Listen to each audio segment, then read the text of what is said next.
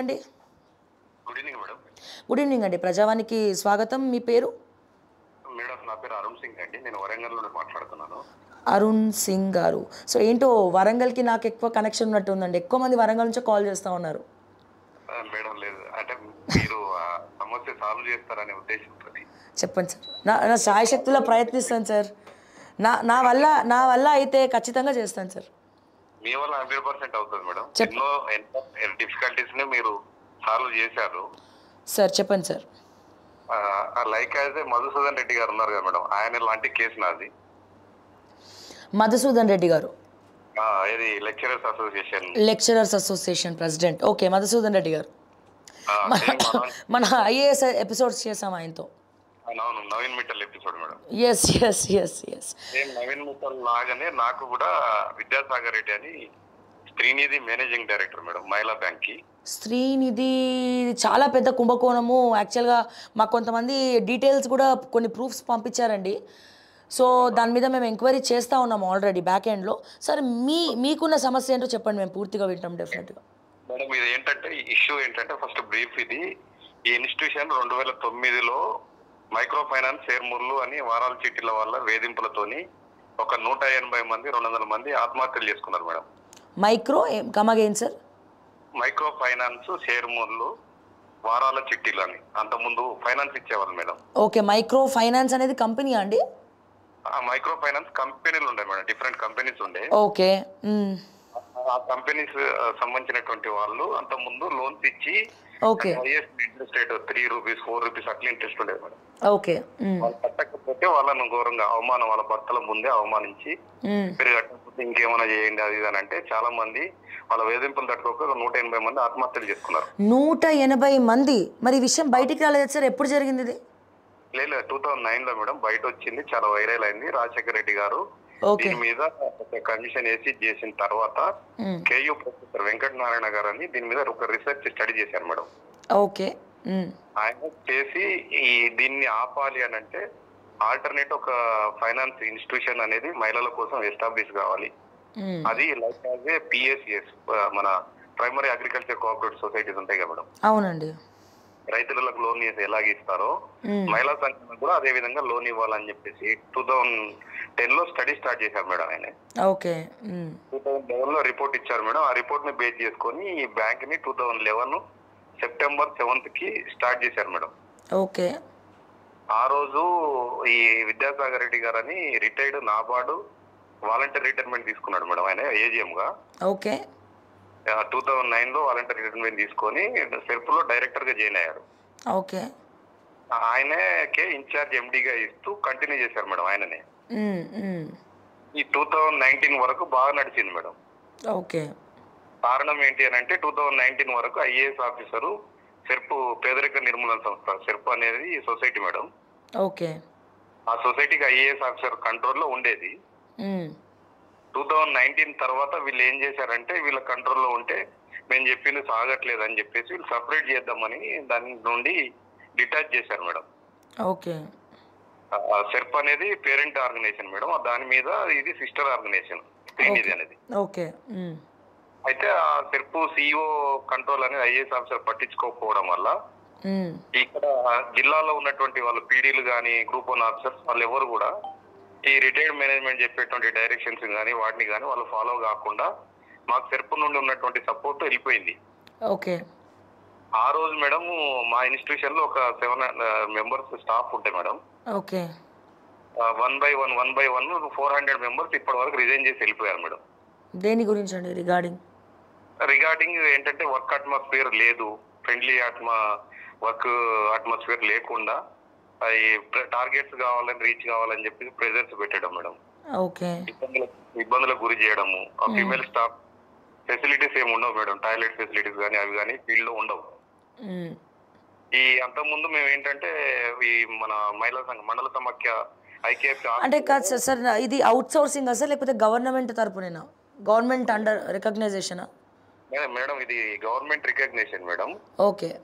అయితే దీంట్లో ప్రతి మండల్ అంటే దాదాపుగా స్టేట్ లో ఉన్నటువంటి ప్రతి మండల సమాఖ్య కూడా ఇందులో వాటాదారులు మేడం. ఓకే. వాళ్ళు ప్లస్ స్టేట్ గవర్నమెంట్ యొక్క కొలాబరేషన్ తోని ఇది ఎస్టాబ్లిష్ అయింది. కానీ బయట ఎక్కడ కూడా చెప్పరు మేడం, ఇది స్టేట్ గవర్నమెంట్ ఇన్స్టిట్యూషన్ అని చెప్పరు. అటానమస్ బాడీ వీళ్ళు, అచ్చా. అటానమస్ బాడీ అని చెప్పేసి చేస్తారు మేడం. దీంట్లో 6,500 కోట్ల టర్న్ ఓవర్ ఉంది మేడం. ఇప్పుడు ఇన్స్టిట్యూషన్ అనేది పేదల మహిళల కోసం ఏర్పడిన ఇన్స్టిట్యూషన్ మేడం. మంచి ఉద్దేశంతో ఏర్పడి ఓకే 48 గంటలు వాళ్ళకి కావాల్సినటువంటి రుణాలు అందించడానికి ఏర్పడిన సంస్థ మేడం ఇది. ఓకే 2009 మీరు వెరిఫై చేసినా కనబడుతుంది మేడం. 2019 వరకు ఎక్సలెంట్ ప్రోగ్రెస్. ఓకే. కానీ ఆఫ్టర్ 2019 ఐఏఎస్ ఆఫీసర్ కంట్రోల్ పోయిన తర్వాత మొత్తం ఈ రిటైర్డ్ మేనేజ్మెంటే మేడం. అందులో ఉన్నటువంటి ఈయనతో పాటు విద్యాసాగర్ రెడ్డి గారిని ఎండి మేడం, ఈయనతో పాటు పనిచేసినటువంటి బ్యాంకర్స్ ఎవరైతే ఉంటారో, బ్యాంక్ లో రిటైర్డ్ వాళ్ళు, వాళ్ళందరినీ తీసుకొచ్చి పెట్టారు మేడం. వాళ్ళకి నోటిఫికేషన్స్ ఉండవు, ఏముండవు. అక్కడ పెన్షన్ వస్తుంది, ఇక్కడ లక్షల జీతాలు తీసుకుంటారు మేడం. ఓకే. వీళ్ళు ఆఫీస్ నుండి బయటికి వెళ్ళారు, కేవలం మెసేజ్లు పెట్టి రిపోర్ట్లు ప్రిపేర్ చేసినాను. వీళ్ళకి లక్షల్లో జీతాలు ఇస్తారు. అది ఇది రూల్స్ కి విరుద్ధంగా లక్షల్లో జీతాలు ఇస్తున్నారు. సో ఎవరు చేస్తున్నారు ఇదంతా? బ్యాక్ ఎండ్ లో ఉండి ఎవరు నడిపిస్తున్నారు మేడం? మొత్తం మేనేజ్ అంతా విద్యాసాగర్ రెడ్డి మేడం. మొత్తం విద్యాసాగర్ రెడ్డి. ఆయనకి అంటే గవర్నమెంట్, పాత గవర్నమెంట్లలో మినిస్టర్లను పట్టుకుంటాడు మేడం, రూరల్ డెవలప్మెంట్ మినిస్టర్లను పట్టుకుంటాడు. ఓకే. వాళ్ళకి ఏంటంటే వాళ్ళ ఏరియాకి ఇప్పుడు వాళ్ళ ఏరియాకి ఏదైనా సిఎస్ఆర్ ఫండ్ అని, డెవలప్మెంట్ ఫండ్ అని చెప్పేసి ఇచ్చేస్తాడు మేడం. ఓకే.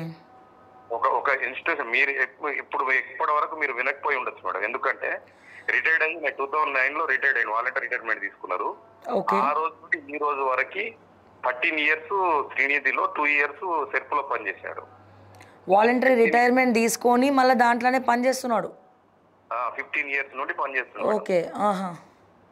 పని చేయడము వాళ్ళకి ఏంటంటే రెన్యువల్స్ లేకుండా. ఇప్పుడు ఏంటి అని అంటే మేమేమన్నా వెల్ఫేర్ అడిగామనుకోండి, స్టాఫ్ వెల్ఫేర్ కానీ, మాకు జీతాలు కానీ, పే స్కేల్ కానీ అడిగామనుకోండి, మమ్మల్ని టార్గెట్ చేసి ఏదో రకంగా తీసేస్తాడు. లేకపోతే భయపడతాడు, నీ కెరియర్ లేకుండా, నీకు ఫ్యూచర్ లేకుండా చేస్తా అని చెప్పేసి భయపడతాడు.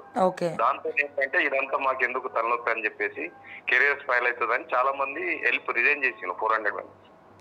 ఒక 8 మంది మేము డేర్ గా ఫైట్ చేసినాం మేడం. ఫైట్ చేసిన వాళ్ళ లేనిపోని ఆరోపణలు, ఆధారాలు ఉండవు, ఏం లేదు, ఆరోపణలు పెట్టేసి జాబ్ నుండి తీసేస్తాడు మేడం. నన్ను కూడా లాస్ట్ మెంబర్ అయింది మేడం. ఎప్పుడు తీసేస్తారండి మిమ్మల్ని జాబ్ నుండి? మే 20 మేడం, 2023 లాస్ట్ ఇయర్ మేడం. 23 కాదండి. ఇప్పుడు మీరు అండర్ గవర్నమెంట్ అన్నప్పుడు ఆయనకు తీసే రైట్ ఎక్కడికి వెళ్ళి వస్తుందండి? మీరు కోర్టులో వేయలేదా కేసు?